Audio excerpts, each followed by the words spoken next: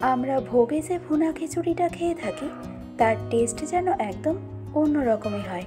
আর তাই এই ভিডিওতে আমি আপনাদের সাথে শেয়ার করব প্রত্যেকটা উপকরণের সঠিক পরিমাপ সহ একদম পারফেক্ট ঝরঝরে ভুনা খিচুড়ির রেসিপি, যেটি আপনারা খুব সহজে একদম ঘরোয়া কিছু সিম্পল ইনগ্রেডিয়েন্ট দিয়েই যে কোনো পুজোর দিনে ঠাকুরের ভোগের জন্য এটি আপনারা বানিয়ে নিতে পারবেন। তো তাহলে আমাদের আজকের এই রেসিপিটি শুরু করা যাক। আর আমি প্রিয়াঙ্কা আপনাদের সকলকে আমার চ্যানেল ডিলিশিয়াস রেসিপি বাংলাতে স্বাগত জানাই। তো ভুনা খিচুড়ি বানানোর জন্য সমস্ত উপকরণ একদম সঠিকভাবে নিয়ে নেওয়ার জন্য আমি এখানে একটা গ্লাস বোল নিয়ে নিয়েছি। আর এটা মেপেই আমি নিয়ে নিলাম 1 বাটি পরিমাণে ফ্রেগনেন্স গোবিন্দভোগ রাইস। এবার চালটাকে ভালো করে ধুয়ে পরিষ্কার করে নেব, যাতে চালের মধ্যে যে ইমপিউরিটিসটা আছে সেটা খুব ভালোভাবে ক্লিন হয়ে যায়। তবে একবারের বেশি গোবিন্দভোগ চালটা কিন্তু ধুয়ে নেওয়া যাবে না, তাহলে কিন্তু চালের যে একটা নিজস্ব গন্ধ আছে সেটা চলে যাবে। তো শুধুমাত্র একবার চালটাকে আমি দেখুন ধুয়ে নিয়েছি।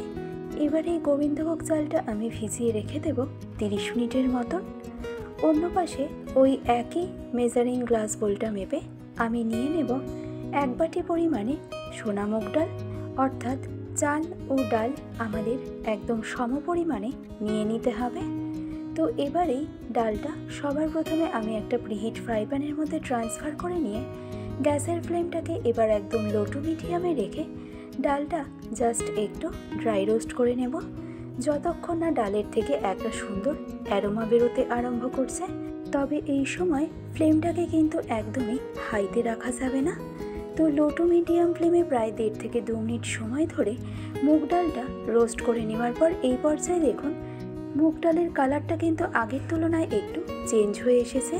আর এই সময় ডালের মধ্যে থেকেও কিন্তু একটা সুন্দর অ্যারোমা বেরোতে আরম্ভ করেছে। তো এবার গ্যাসের ফ্লেমটাকে অফ করে দিয়ে মুগ ডালটা আমি ট্রান্সফার করে নিলাম একটা বোলের মধ্যে। আর তারপর ডালটা জাস্ট একবার একটু ধুয়ে পরিষ্কার করে নেব। তবে চালের মতনই ডালটাও কিন্তু একবারই ধুয়ে নেব, কারণ তার থেকে বেশি ডালটা ধুয়ে নিলে কিন্তু ডালের মধ্যে যে একটা নিজস্ব গন্ধ আছে সেটা চলে যাবে। তো এবার অল্প পরিমাণে জল অ্যাড করে একইভাবে চালের মতনই ডালটাকে আমি ভিজিয়ে রেখে দেব 30 মিনিট।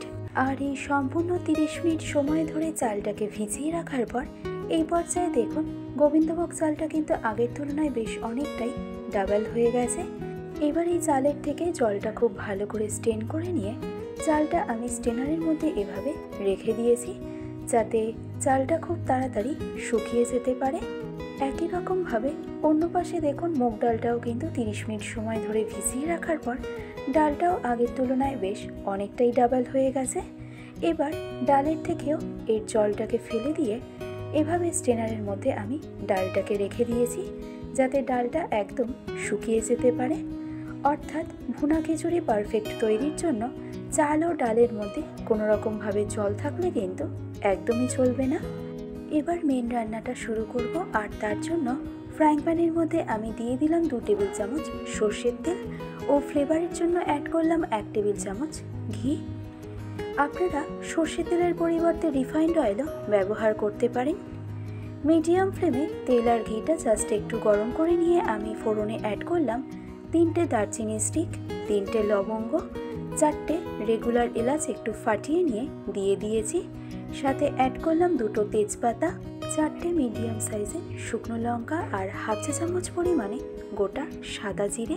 এবার লো টু মিডিয়াম ফ্লেমে মশলাগুলো জাস্ট 15 থেকে 20 সেকেন্ড সময় ধরে একটু কুক করে নেওয়ার পর মশলার থেকে ফ্লেভারটা ছেড়ে দিলেই এই পর্যায়ে আমি অ্যাড করে নেব 1 মুঠো পরিমাণে কাজু বাদাম।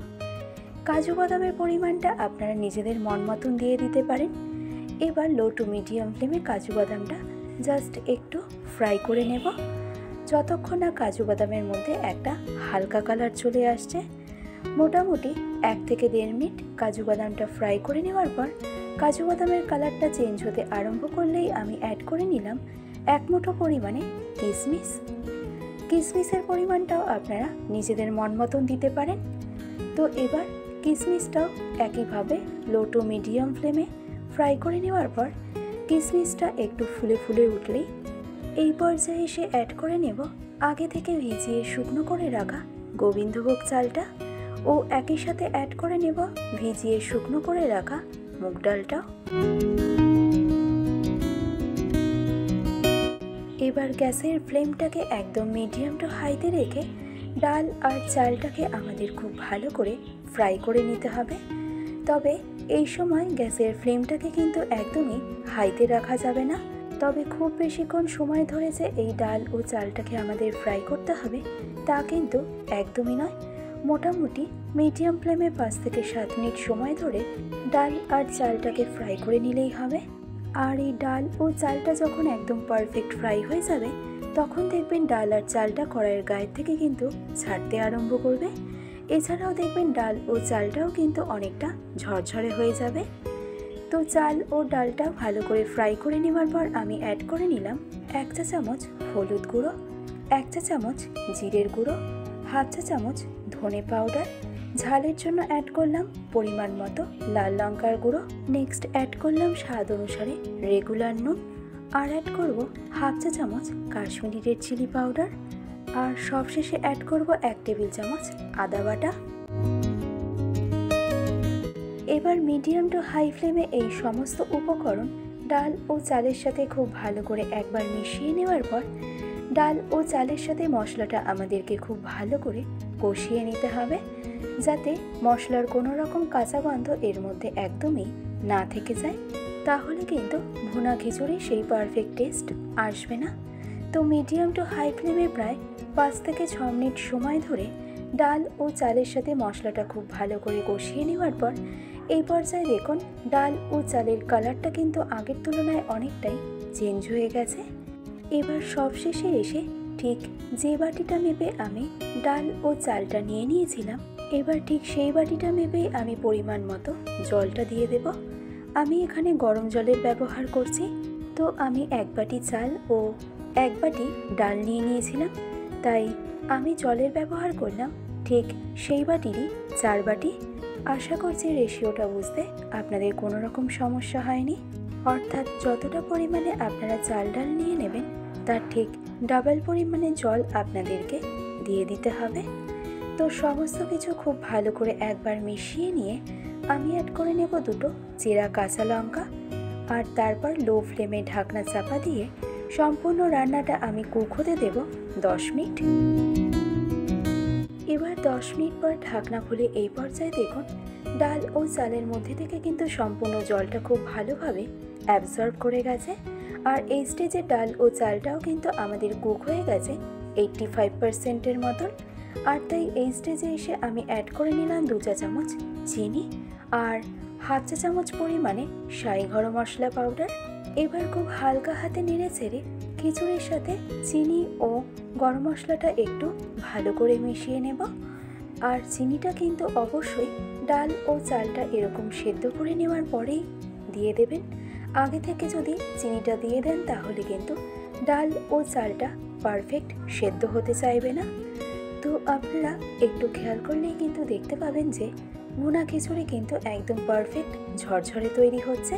তো চিনি আর গরম মশলা খিচুড়ির সাথে খুব ভালো করে মিশিয়ে নেওয়ার পর আমি ওপর থেকে দিয়ে দিলাম আরও 2 টেবিল চামচের মতন ঘি। এতে খিচুড়ির ফ্লেভারটা কিন্তু দারুণ আসবে। এবার লো ফ্লেমে ঢাকনা চাপা দিয়ে আবারও খিচুড়িটা আমি কুক হতে দেব মিনিমাম 7 থেকে 8 মিনিট। আর এই সম্পূর্ণ 8 মিনিট লো ফ্লেমে ঢাকনা চাপা দিয়ে কুক করে নিলেই আমাদের আজকের রেসিপি ভুনা খিচুড়ি কিন্তু একদম রেডি। আর দেখুন খিচুড়িটা কিন্তু একদম পারফেক্ট ঝরঝরে তৈরি হয়েছে। আর এটা আরও ঝরঝরে হবে যখন এই খিচুড়িটা জাস্ট একটু ঠান্ডা হতে আরম্ভ করবে।